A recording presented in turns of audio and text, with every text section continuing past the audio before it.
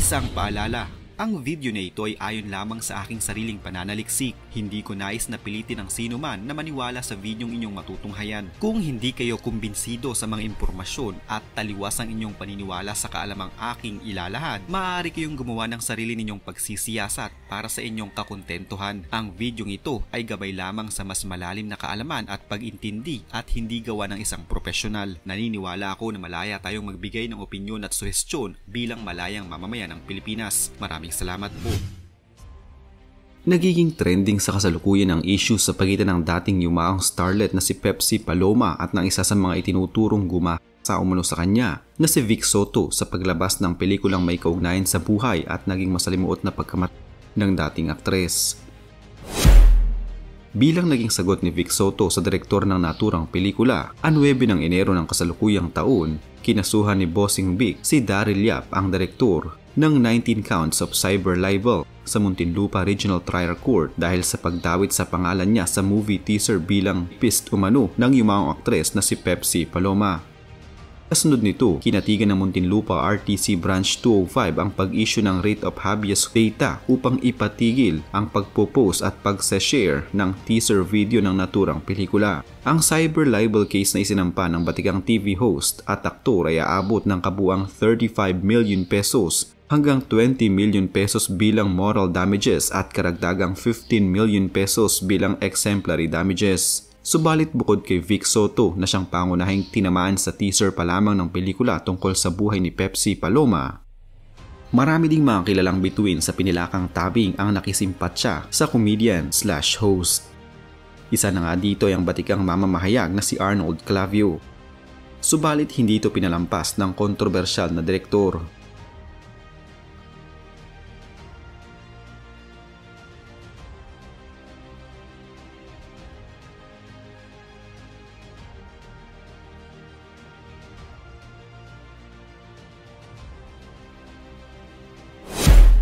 Dahil dito ay marami na naman ang nagtanong sa totoong nangyari sa pagitan ni Sara Balabagan at Arnold Clavio na tila alam na alam ng direktor kung ano ang tunay na nangyari. Si Sara Balabagan ay may tuturing na isa sa mga pinakapinag-usapang OFW sa kasaysayan ng Pilipinas dahil sa mga issue na nakadikit na sa kanyang pangalan. Siya ay mula sa mahirap na pamilya ng mga Muslim sa Sultan Kudarat. Grade 5 lamang ang natapos ni Sara sa pag-aaral at dahil sa hirap ng buhay, mas pinili nitong mangibang bansa taong 1993 sa edad lamang na 14 na taong gulang. Dahil sa minor de edad pa lamang siya noon, ginawan siya ng mga peking dokumento ng kanyang recruiter at ginawang 28 taong gulang kanyang edad sa kanyang mga papeles. Subalit hindi pala ito alam ni Sara mismo at nalaman na lamang niya na pineke ang kanyang mga dokumento noong nakasakay na siya sa eroplano patungong United Arab Emirates. Nagtrabaho siya bilang katulong sa isang mayamang balo na may 4 na anak na lalaki. Inisip na lamang ni Sara na kapwa niya Muslim ang mga ito at alam niyang rerespetuhin siya, pero nagkamali ito. Gabi ng 19 ng Hulyo taong 1994, halos isang buwan pa lamang nang magtrabaho si Sara bilang katulong, pinasok ng kanyang amo na si Al-Balushi ang kanyang silid na may dalang matalim na bagay. Inilapat ito ni Al-Balushi sa leeg ni Sara at sinabing kung tatanggi ito ay saksak niya ito sa dalagita. Nagpumiglas si Sara kaya nasaksak ito. Agad siyang nanghina kaya nagawa ni Al-Balushi ang kanyang masamang pakay sa dalagita. Sa hindi inaasahang pagkakataon, nabitawan ni Al-Balushi ang matalim na bagay na agad namang nakuha ni Sara at walang habas nitong pinagsak ang matanda na umabot sa 34 na ikinamatay ito. Nahatulan si Sara ng na may sentensyang 4 na taong pagkakabilanggo at pinagmulta ng hindi bababa sa 2 milyong piso bilang blood money.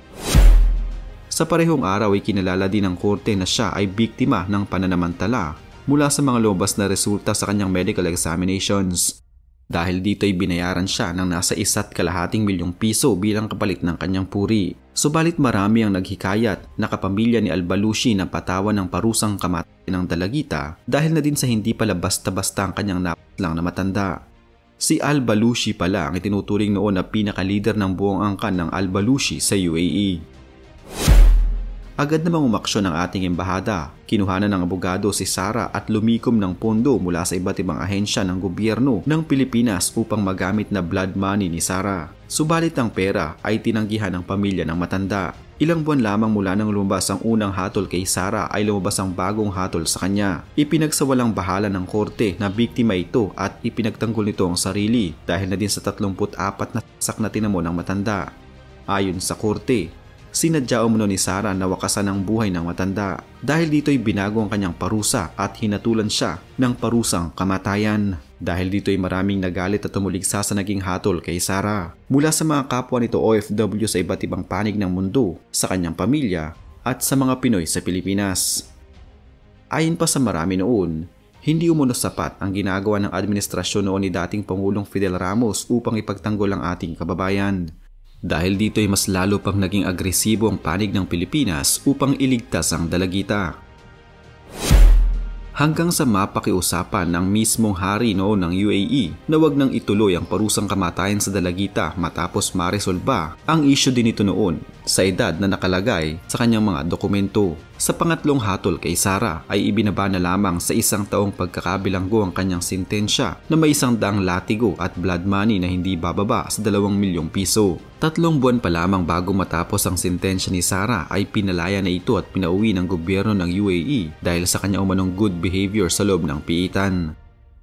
Sa wakas ay nakauwi na sa Pilipinas si Sarah at dito'y nakatanggap siya ng mga suportang pinansyal mula sa iba't ibang mga grupo at sangay ng gobyerno. Naging instant celebrity si Sarah at laman ng mga balita noon sa Pilipinas. Taong 1997 ang isa pelikula ang kanyang buhay na ginampanan ni Vina Morales na dinirect ni Joel Lamangan. Sinubukan ng gobyerno ng Pilipinas na pigilan ang pagpapalabas ng naturang pelikula dahil maaari umano itong makasira sa relasyon ng UAE at ng ating bansa. Bukod sa pagsasa pelikula sa kanyang buhay, nagkaroon din ng album si Sarah taong 1999 dahil sa hiling nito sa musika. Naging host pa ng isang programa sa telebisyon kasama si Ray Langit mula taong 2000 hanggang 2003.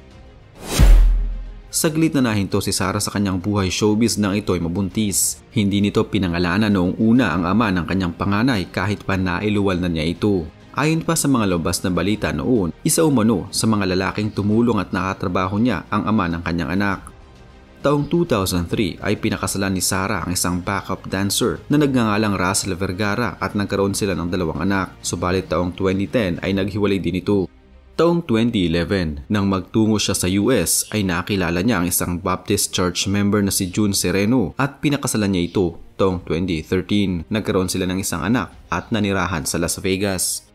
Taong 2020, sa programa ni Ben Tulfo na Bitag ay inamin mismo ni Sarah Balabagan kung sino ang tunay na ama ng kanyang panganay na anak. At ito ay walang iba kundi si Arnold Clavio.